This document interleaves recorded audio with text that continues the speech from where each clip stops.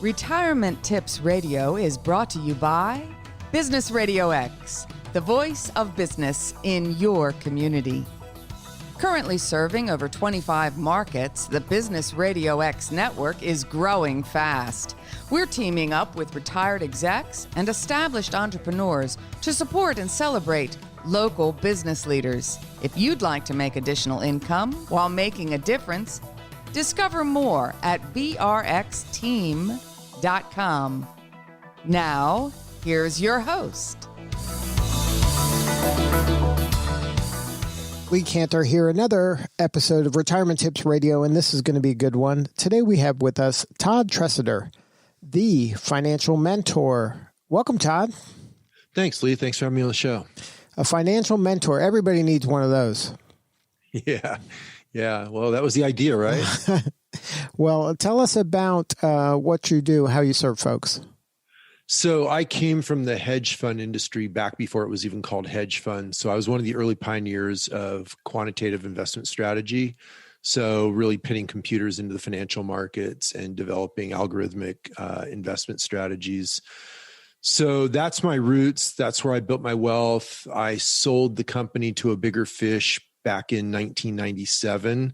And I just found that I really had a passion for personal finance, wealth development. I was still reading books on the subject and really into it. And so I had this crazy idea back then. You got to remember this is back in 1997, right? So the internet was still in its infancy and the dot-com bubble hadn't even happened yet.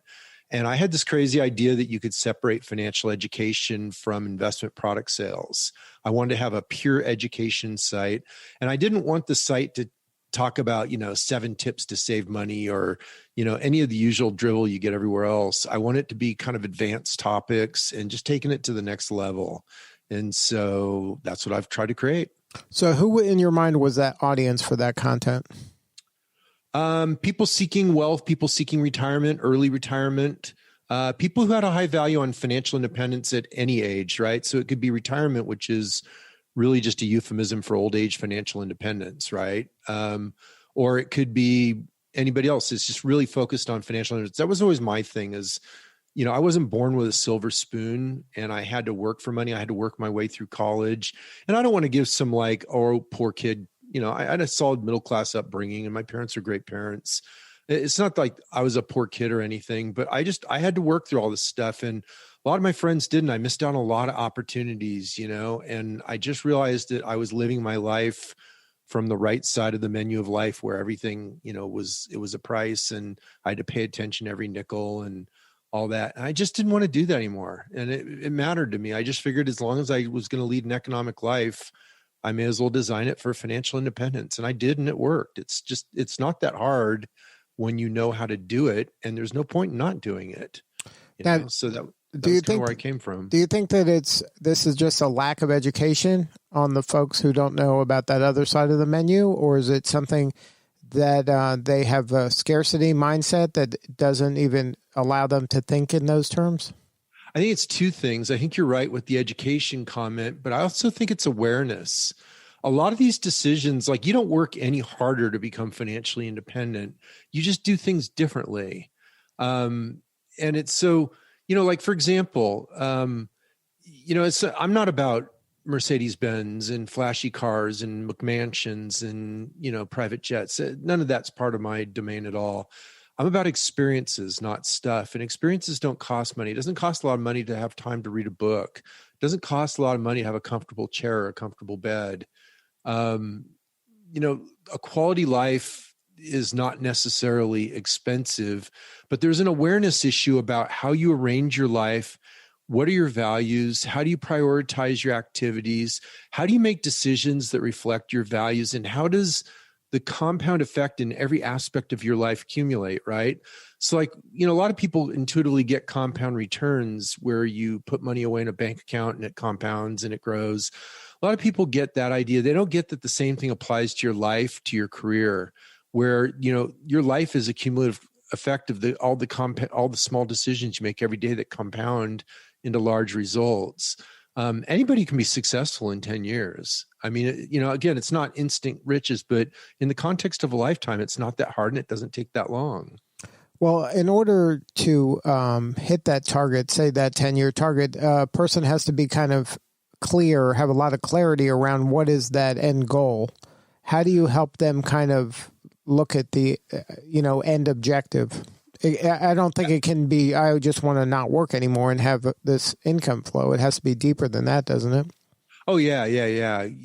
A negative goal of I don't want to work anymore or I want to stick it to the man isn't very effective. There has to be a positive goal, a goal that you're moving toward is usually the driver that actually works.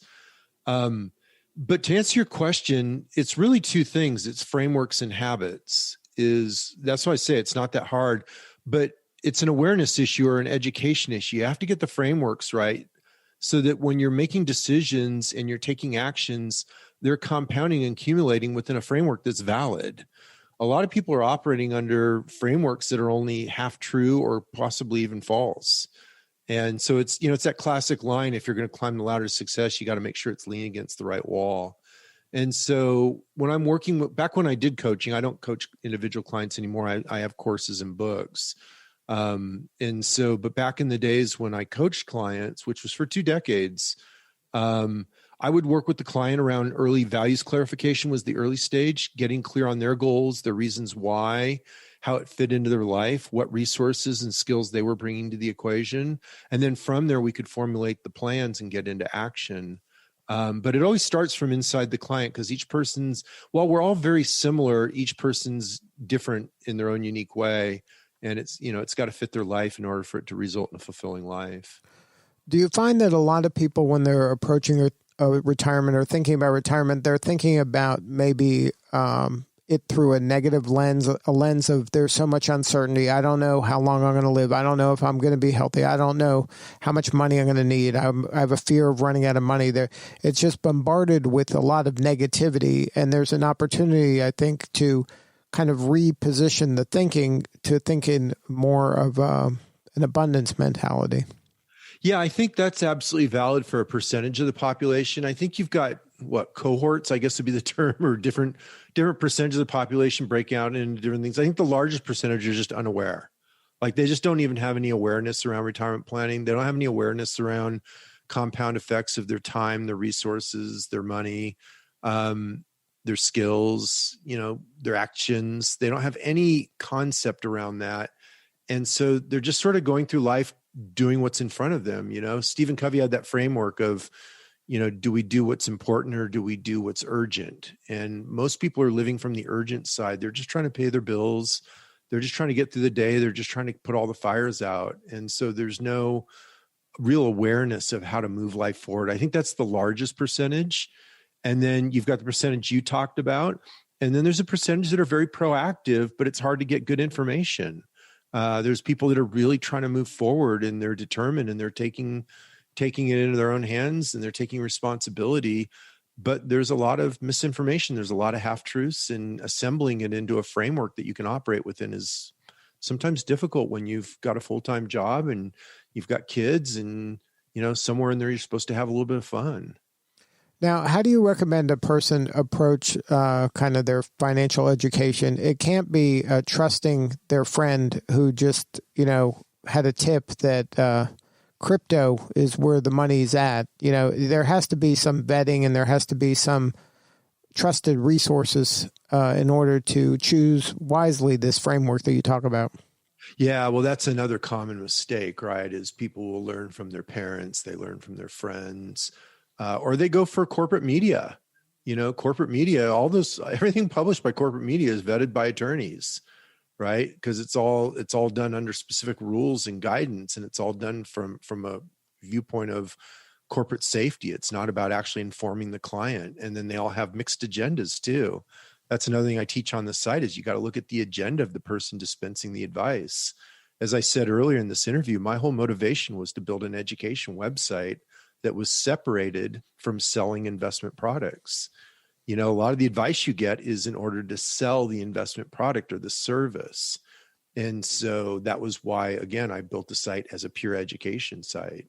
You've got to look at your source. You've got to look at what shoes they stand in. And by what shoes they stand in, that's both their experience. And it's not the experience they just claim, but the results of their life. I mean, have they produced the results you want? Are they living the life that you want? Have they gone where you're seeking to go? If not, why would you want to learn from them? And then you've got the other aspect of what are their conflicts of interest? What are their motivations? So if they really want to sell you a mutual fund, or if they really want to sell you a banking relationship, or they're trying to upsell you to a real estate deal on the back end of their course on how to do real estate, because they also do real estate syndication deals, watch out. There's a lot of different motivations, and there's a lot of very savvy marketers. So now, how does a lay person kind of know all of that information? I mean, you're asking a lot, and I'm a big believer in personal accountability. So I'm with you in a lot of those places, but not everybody kind of has the resources to vet people and to really kind of go layers deep to see, to follow the money trail, like you said. Yeah, I don't think it's that hard.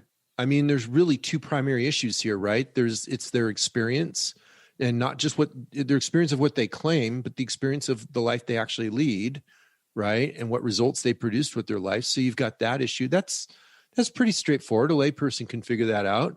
And then you've got conflicts of interest. So you just look at their business model. What else are they selling? You can see it right on their websites, right? It's always going to be fairly apparent. And the second there's a gotcha where they pull out something behind, then you should immediately know and you should clear out, right? So let's say it's not apparent. Let's say that they've hidden an upsell process. So for example, in my business, I have courses, right? But there's no upsell in them, right? When you buy the course, you get the whole enchilada. Now, there's a lot of people that are not as reputable in this, wealth building education business, where they have a funnel series. So what they do is they sell you an intro course, and maybe it's a free weekend intro course. Like everybody gets those free, come to our free dinner or our free weekend seminar, right? Those invitations. And then that's usually the upsell to the next thing. And in the seminar business, it would be the $500 weekend seminar. And then the $500 weekend seminar sells you up to the $3,000 weekend seminar. It sells you up to the $10,000 private mastermind coaching thing. And as soon as you start getting that back end process, clear out, right? Because they weren't being upfront with you. They were representing one thing, and then they're trying to sell you another on the back end. And there's a very specific marketing strategy involved in that. And that's not honest. So you just clear out. You want to deal with honest people. So I think it's fairly straightforward, but maybe I'm just disillusioned here. Maybe I'm delusional in that there's only a few ways in which they really get you. And I think they're all pretty straightforward. I just listed all three of them. What do you think, Lee? Maybe I'm wrong. Well, I think those are definitely ways that people can mislead you, but I think other ways they can mislead you are by making it seem like they have made a lot of money, or they were successful when maybe they were successful because of luck or because of, being related to the right person. Well, I think that's another good point too, is looking successful is very different from being successful, right? So, you've got a scammer when they're showing you Mercedes-Benzes and mansions and Learjets and beautiful women clamoring over them as they, in their leisure suits or whatever. Like, that's just scammy, right? So clear out of that. That's not how it really works. And then you made another point there, but I lost it. But the first one I'm agreeing with you on. If there's a big difference between looking successful and actually having success. Well, and it's the other point was that they might have just grown up in the right family. Like, they could have they might have thought they hit a triple, but were born on third base. They're probably not going to be in the education business then. Right. So in other words, if you're doing that, you're going to be in some other industry. You're not going to be educating people, selling books, courses, things like that. But they might sell a success lifestyle, something or other. Yeah. Yeah. Usually, I mean, I don't know. Again, maybe I'm just biased because I've been in the business so long. In my mind, you can smell it a mile away. Well, because you see it that you know what to look for. The layperson has a lot of dreams and aspirations, and they're kind of on their last dime sometimes, and this is very persuasive to them. Yeah, if somebody's talking about get rich without work, or listen to my words. I said, realistically, you can do it in 10 years, right? It's not that hard. You could do it in 10 years. I didn't say 1 year. I didn't say in months. And I didn't say it was no work, right? You're going to work, right? But there's principles that you can do that can compound your way to that effect. And there's frameworks that will work, but it's not get rich quick, right? So you got to look at the appeal too of what people are offering. If they're trying to, get your get rich quick gland salivating, then odds are it's not valid. So now, when you used to do coaching, what was kind of the thinking there? You just wanted to educate more people directly, and then you felt that now you pivoted to more courses and books and things like that to just hit more people more efficiently? Yeah, actually, it was revenue producing market research, right? So my plan was always to build the courses. That's always been my ambition, was to basically put Todd's knowledge in a box, if you will, and have a scalable business model. But I had to first prove the material out, right? So I had done it in my own life, but it's very different teaching others how to do it, right? So then I started coaching people one-on-one. I spent 2 decades coaching people one-on-one.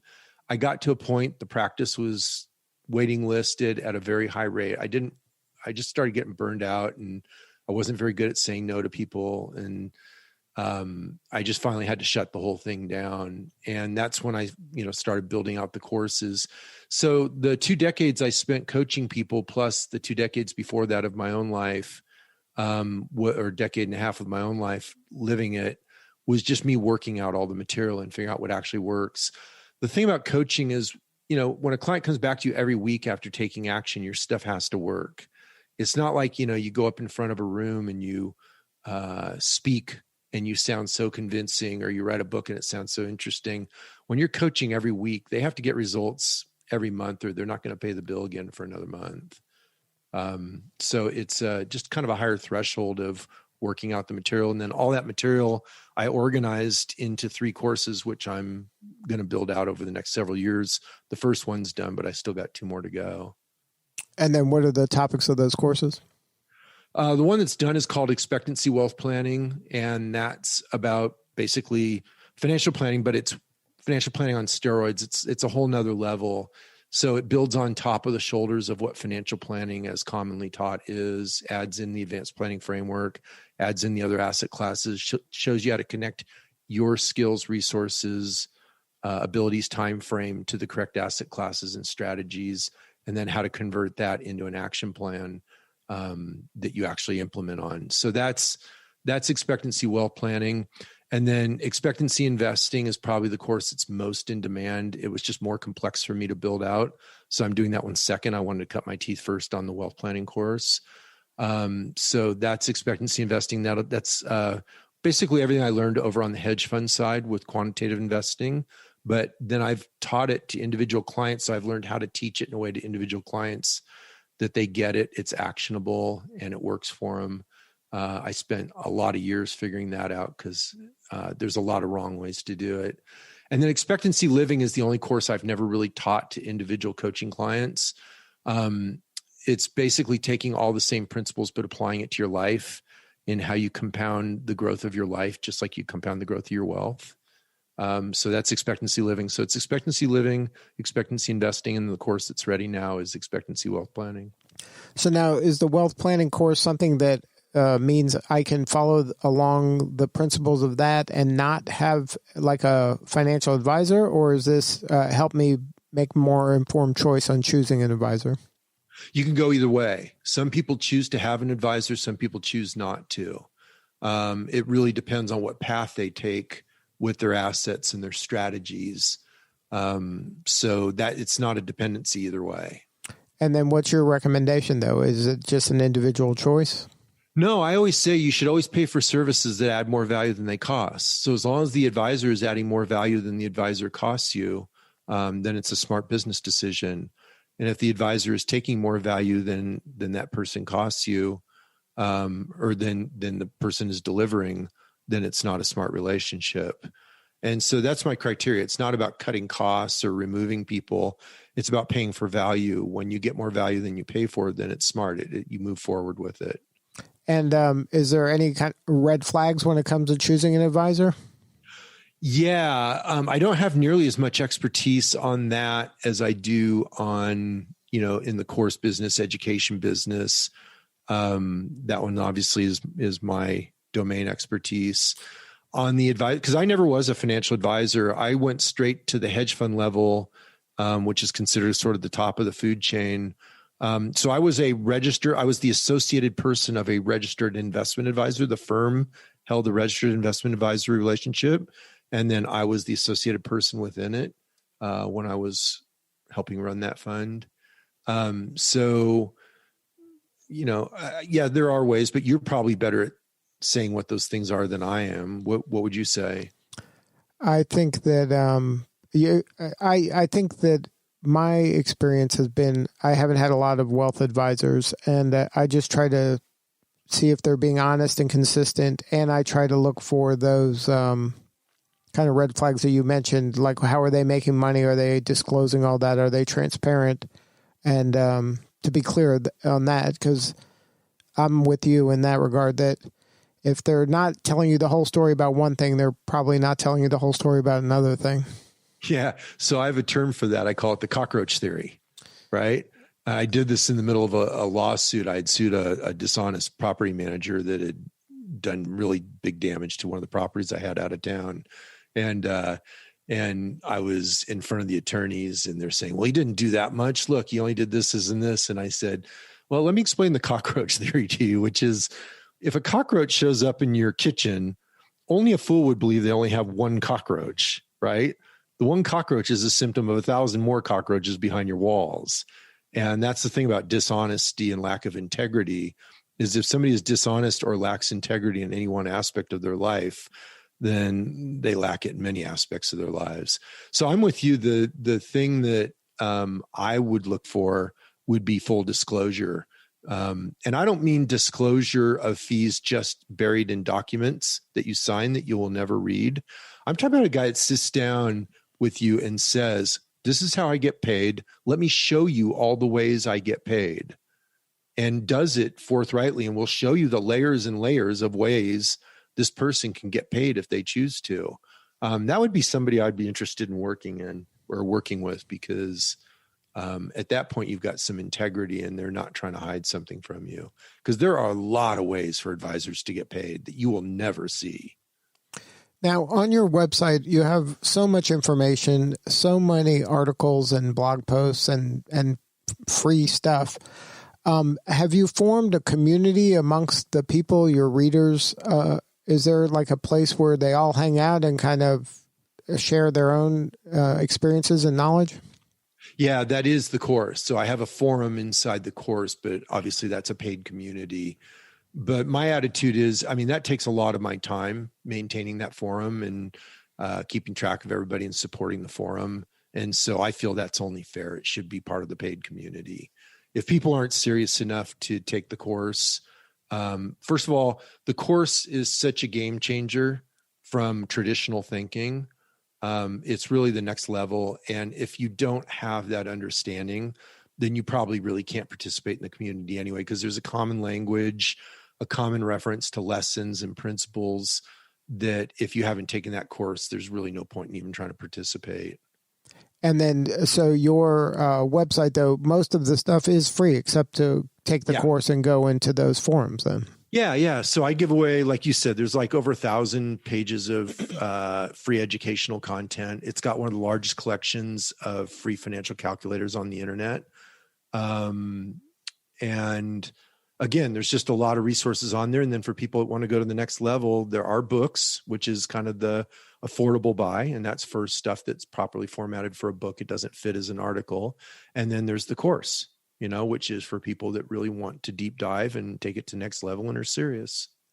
And then in your world, is it something that a person could just read all the stuff and figure out a way to have a successful retirement, or do they need to take this course in order to have a successful retirement?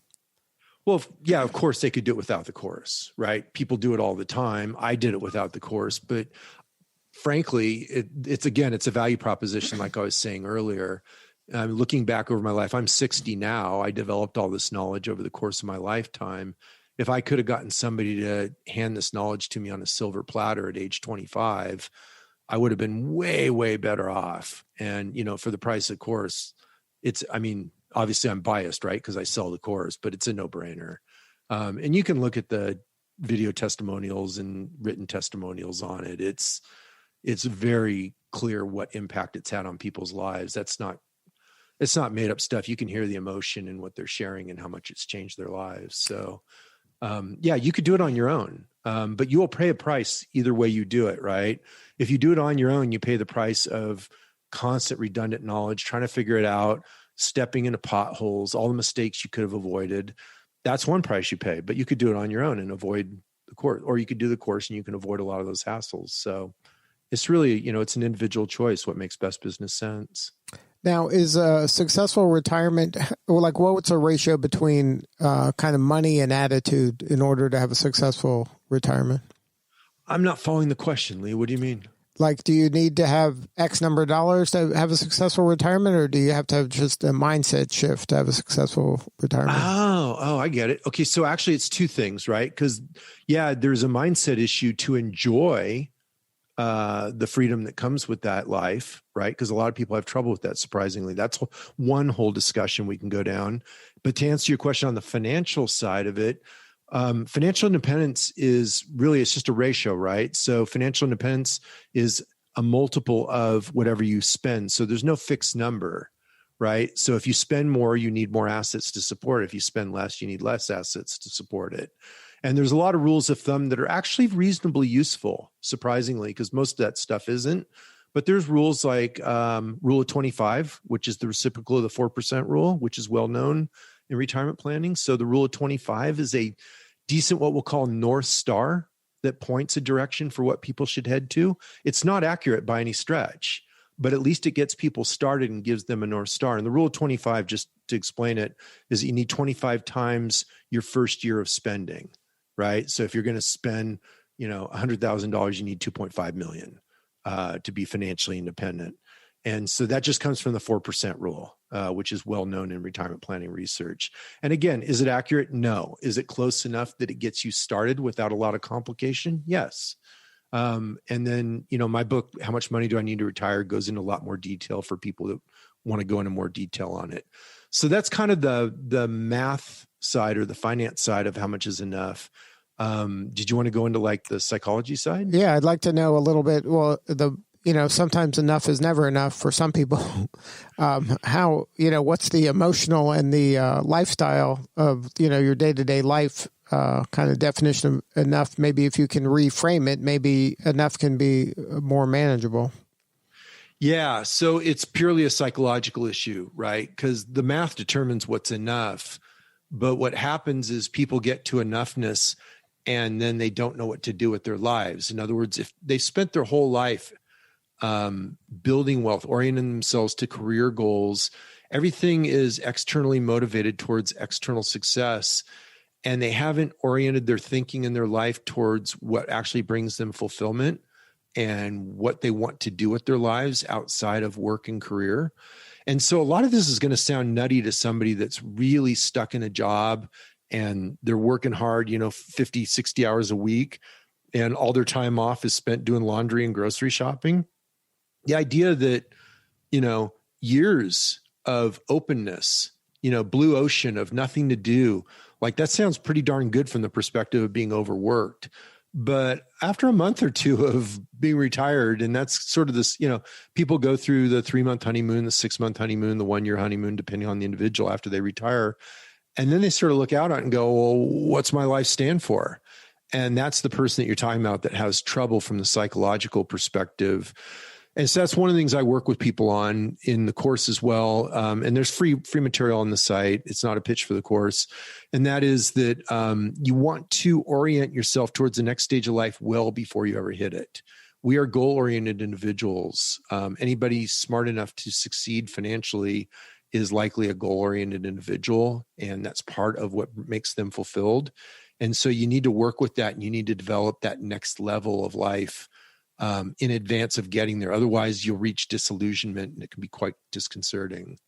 Now, do you find that people have difficulty sometimes when their work was their identity and now they're kind of untethered from that and they have to kind of form a new identity or to keep that same status in their mind or their own self-worth and value? All the time. I had a lot of clients who are doctors, attorneys, and yeah, their self-worth and their identity is completely wrapped up in what their career is and the image they've created around that. And I used to play with clients. Like I remember one time I had a very successful attorney client, and he went out and got the latest model Mercedes. And I was joking with him. I said, well, how stupid was that? And we were going to the financial implications of it and all that in perspective of his goals. And then I said, so what would happen? Why not just get a used Subaru wagon, and he just laughed and laughed and laughed. Like it was so preposterous for, the top level attorney whose name is on the placard representing the firm, right? When it says Smith, Jones and Wesson, on the firm, he's one of those Smith, Jones and Wessons, right? On the thing. And it's a hugely successful firm. And he has a labeled parking spot right in front of the building with his name on it, right? And for him to show up in a used Subaru wagon would be like the employees would think they were going under or something. Like it would freak out everybody. And it was just this hilarious thing. And I had a doctor one time and I was working with him and he had home in the Hamptons and he had the boat and he had this and he had that. And he was working 6 days a week. And I said, well, what happened if you go to part-time? And it just disrupted every part of his being. Like, you mean not work as hard as I'm working, like enjoy the stuff I've accumulated and enjoy my wealth and maybe sell down to where I have the time to do what I want to do. Like, it just disoriented every aspect of his life to even think that way. It was not consistent with his brand that he created for himself in his mind. Absolutely. He was known as a bigwig doctor, always had the cool car, had the beautiful home and the expensive vacations. And that was his identity. And he was known for that, and so for him to sell it off and step it down and reorient his life to what he actually really wanted, because none of that was what he actually wanted. That was just the whole thing he created for himself. And it was fascinating to go on that journey with him. He eventually did it. So how long does it take for someone to reorient like that? Depends on the person. I've seen people do it pretty quick. Like a matter of half a year to a year is about the fastest I've seen. I've seen it take 10 years. I've worked with clients where it took 10 years back when I was a coach. So it really depends on the person and if there's something they really want to go to. What I found the real key, and I shared it earlier in this interview, the real key is having something you really want to go to. The people that have the hardest time with it are when they have no concept of life beyond it. But the person that really has something they care about, that they really want to do, like their life would be incomplete if they don't do it, those people have a lot less trouble. They can usually make the transition pretty quickly. So kind of that exercise of, people at your funeral and what do you want them to say? If you can get clear on that. Actually, I'll give a different analogy. Yes, you're right. That one, the deathbed exercise, I call it. That's good for helping with this situation. There's another one though, and that is because we've all had that experience, the trauma of breaking up with a beloved partner, right? Mm-hmm. And the emotional letdown. And what's the best cure for all that trauma is a new partner, right? Mm-hmm. And so that's the example.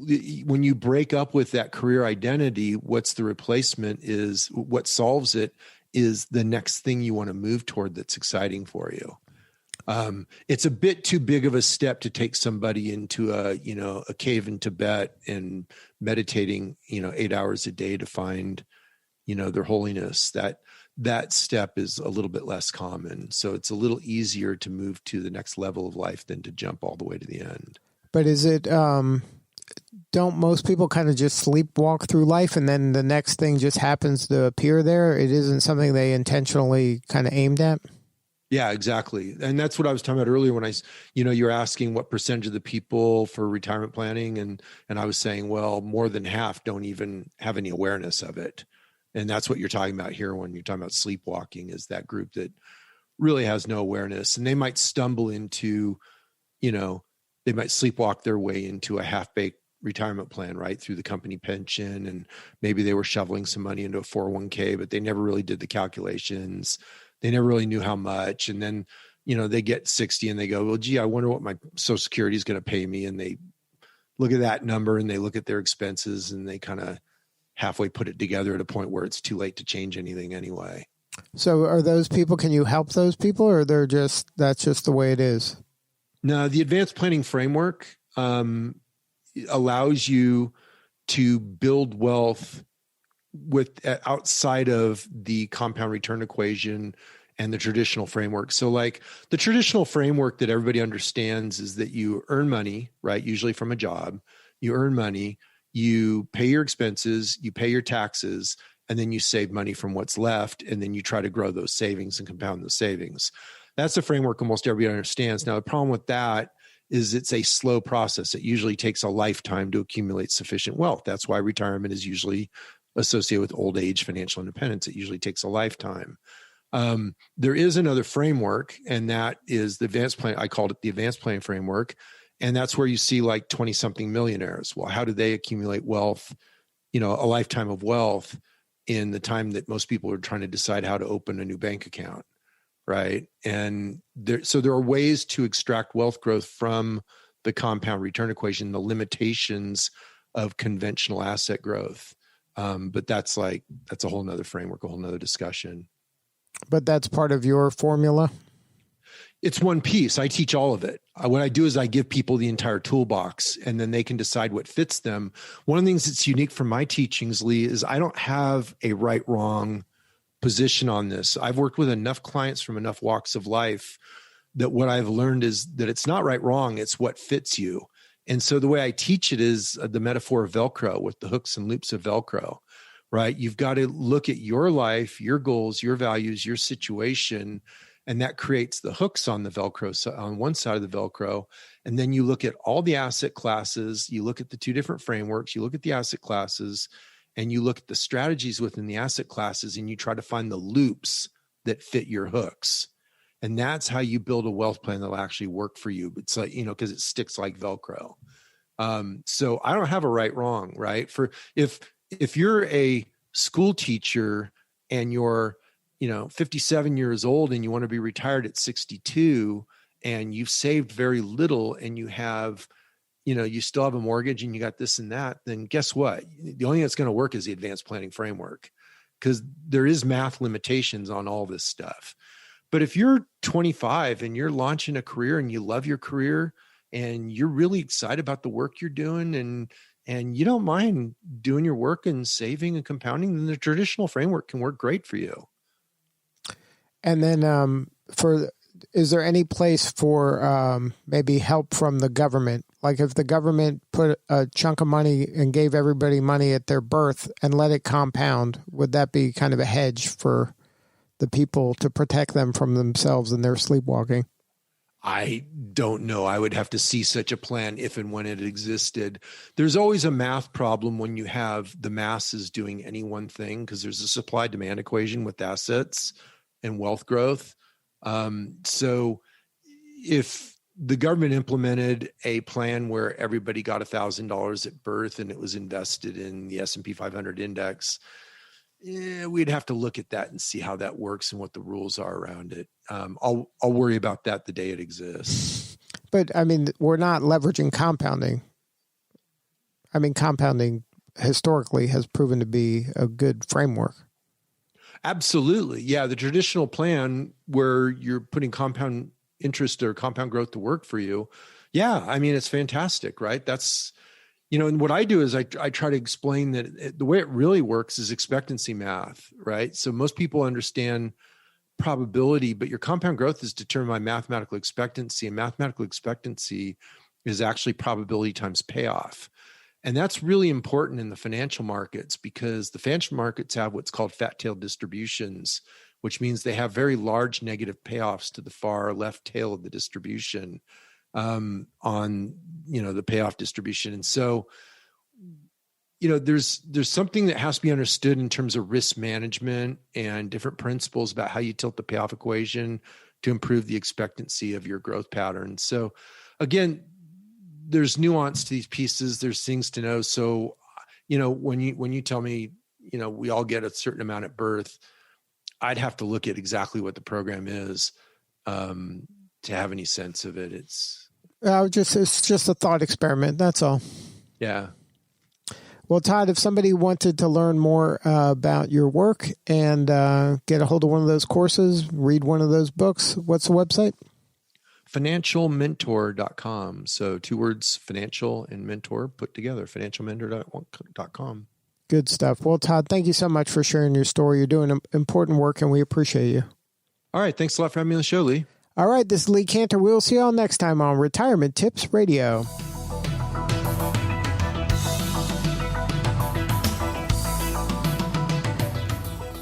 Retirement Tips Radio is brought to you by Business RadioX, the voice of business in your community.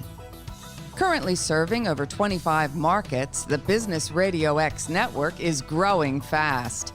We're teaming up with retired execs and established entrepreneurs to support and celebrate local business leaders. If you'd like to make additional income while making a difference, discover more at brxteam.com.